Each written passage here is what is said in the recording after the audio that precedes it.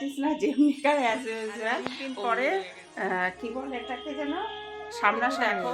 ঘর তো আমার যথারীতি নোংরা, শরীর দেখেই বুঝতে পারছো প্রচণ্ড শরীর খারাপ ছিল, গাল ফুলে ঢোল হয়ে গেছিলো, দাঁতের ব্যথায় গলা ঠালা ব্যথা ছিল প্রচণ্ড। বন্ধুরা যাই বেরোয় সব জিনিসপত্রগুলো নিয়ে নিই। আমার আরেকটি চ্যানেলে তোমাদের সকলকে ওয়েলকাম জানিয়ে এখন থেকে তোমাদের সাথে নিয়ে আমার ভিডিও শুরু করি।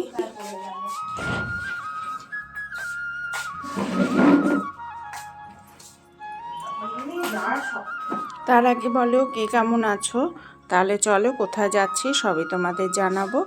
আর বসে পড়েছি বাসে, মেয়ে আর আমি একটু যাচ্ছি শ্যামবাজার ওর একটা ব্লাউজ বানাতে দিতে। ব্লাউজটা ওখান থেকেই ও বানাবে জেদ ধরেছে, কিন্তু ওখানে জানো তো মজুরিটা রিজনেবলি নেয়। তা চলো। কোথাও গিয়ে জানো তো তোমাদের ভিডিও দেখানো পসিবল হয় না, একা হাতে ভিডিও ধরতে একটু প্রবলেমই হয়। আর মেয়ে চললো একটুখানি, ওর এক বন্ধু আসছে কোয়েনা, তার সঙ্গে দেখা করতে, তাই জন্য তাড়াহুড়ো করে এখন 4টের মতন বাজে, তা ও যাচ্ছে, ও স্টেশনে আসবে, তাই ওখানে ওয়েট করছিল, তাই জন্য ওকে আনতে যাচ্ছে। চলো তাহলে দেখো আমাদের মোড়টা এই সময়টা কেমন ফাঁকা থাকে, খুব ভালো লাগে। আর বেশ পরিবেশটাও তখন ঠান্ডা হয়ে থাকে। আর তাছাড়া তো সারাক্ষণই ওখানে ভিড়। আর এইদিকে ছিল একটুখানি ক্ষীর, আমার মামির বাড়ির ক্ষীর, তা সেই ক্ষীরটা দিয়ে কটা পাটিসাপটা ভেজে নিলাম। অনেক দিন থেকেই ভাবছি ভাজবার করা হয়নি। বোনের বাড়ি কটা দিয়েছিলাম, আর আমাদের হয়েছিল অনেকগুলোই, কিন্তু এত সুন্দর হয়েছিল পাটিসাপটাগুলো। আর আমার মেয়ে খেতেও খুব ভালোবাসে, আর সাথে গুন্ডাও খেতে ভালোবাসে, তাই অনেকগুলোই পাটিসাপটা হয়েছিল। আর খাওয়াও হয়ে গেছে, কমপ্লিট হয়ে গেছে, সবাই মিলেই বেশিরভাগটাই খেয়েছে আমার মেয়ে, সাথে খুব বেশিও খায়নি। আর একটু বোনের বাড়িও পাঠাতে হয়, কাছে তো বোনের বাড়ি। ও আসলে ক্ষীরটা আমার কাছে এসেছিল, তাই ওইটুকু ক্ষীর আর কি ভাগ করব। তা আমি ওকে বললাম যে ক্ষীরটা আমি তার থেকে পাটিসাপ করে তোকে কটা পাঠিয়ে দেবো।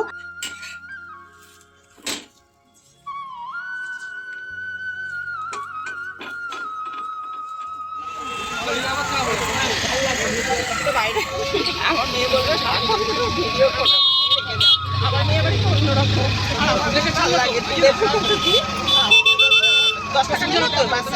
যাচ্ছে ইঞ্জেকশন নিতে, কপালে ভোগ থাকলে কেউ খণ্ডাতে পারে না, সেটা আমার আজকে দশা। আর এইদিকে এই বোনটা সে রাস্তাঘাট চেনে না, তাই আমার সঙ্গে চললো, বললো দিদি আমি তোমার সঙ্গে একটু যাব। বললাম চলো। আর এদিকে দুপুর আজ রান্না হয়নি, ছিল ঠান্ডা ভাত। আর এটা ভোরবেলা বাপ চলেছে বাপের বাড়িতে, কিন্তু এবার দুঃখের বিষয় বাপের বাড়ি কোনো সিনারি তোলা হয়নি, আবার ব্যাক করেছি নিজের যথাস্থানে। চান ঠান করে চলে এলাম, আর এখন থেকে তোমাদের সাথে নিয়ে ব্লগটা শুরু করছি। আসলে অনেকদিন পরে নালিশ নিয়ে বলতে পারো বসে পড়েছি। কেউ তোমরা সাবস্ক্রাইব করো না, প্লিজ একটা সাবস্ক্রাইব করে দিও, আর একটা লাইক করতে ভুলো না, সাথে অবশ্যই কমেন্ট করো। আমি তো ছিলাম না, আর চাল নেই জানো, তাই জন্য আজকে আমাদের দুপুরে হবে লুচি। লুচি আর কালকের ওই আছে তরকারি টরকারি দিয়ে হয়ে যাবে। আজকে আমার রান্নার ঝামেলা নেই, তা চলো কটা লুচি করে। চলো, মেয়ে এতবেলায় স্নান করতে গেল না, তাই যে আজকে আমরা তো দুপুরে লুচি খাবো।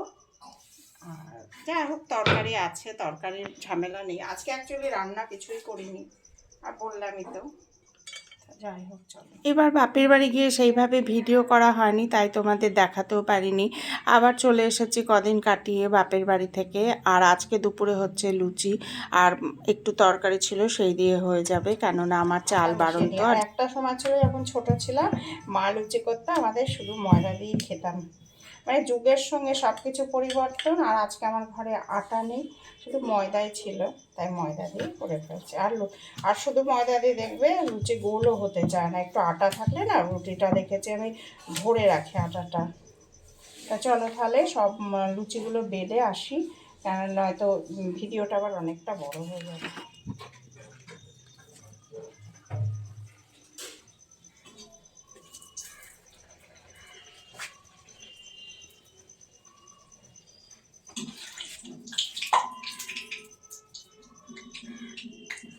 এই দেখো সাদা সাদা একদম ফুলকো লুচি, কে খাবে চলে এসো।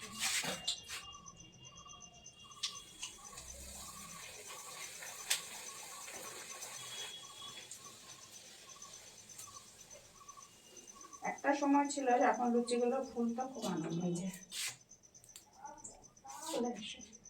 কি মশারি এত, ওই যে গাছগাছালির জন্য এত লুচি ফুললে বেশ ভালোই লাগে, তাই না বলো? বেশ মনটাও বেশ ফুরফুরে লাগে। আর কি বলো তো, এই ভিডিওটা আমি কয়েকটা দিনে খণ্ড খণ্ড ভিডিও নিয়ে জুড়েছি। এক ধামা লুচি ভেজে আনলাম বন্ধুরা।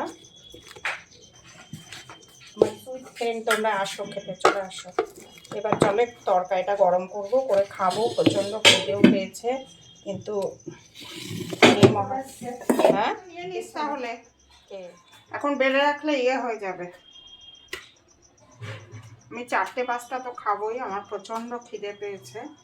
মেয়ে কটা খাবে আমি জানি। এখন প্রায় 2:30-3টে বাজে, আর খিদের চোটে মানে পেটের জন্য ছুঁচো ডন মারছে, আর অপূর্ব খেতে। দুপুরের এই মেনু থাকলে এই আলু আর একটু ঝোল, ব্যাস জাস্ট জমে গেল খাবারটা আমার।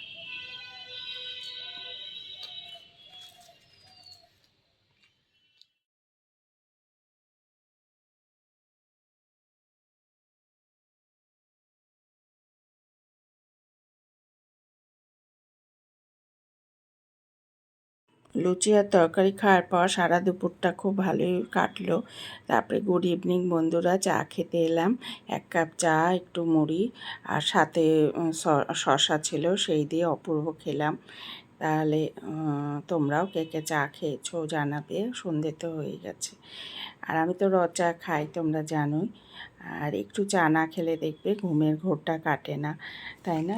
এইদিকে মা দিয়ে দিয়েছিল মুড়ি, সেই মুড়িটা একটু ঢাললাম। আর এখন একটু অন্ধকার হয়েছে, তাই লাইটটাও জ্বালিয়ে দিলাম। আর এখন তো একটু তাড়াতাড়ি সন্ধে হয়ে যায়। তো আজ এখানে বিদায় নিই। অবশ্যই একটা সাবস্ক্রাইব করো, আর তোমরা ভালো থেকো, সুস্থ থেকো, আর সাবধানে থেকো।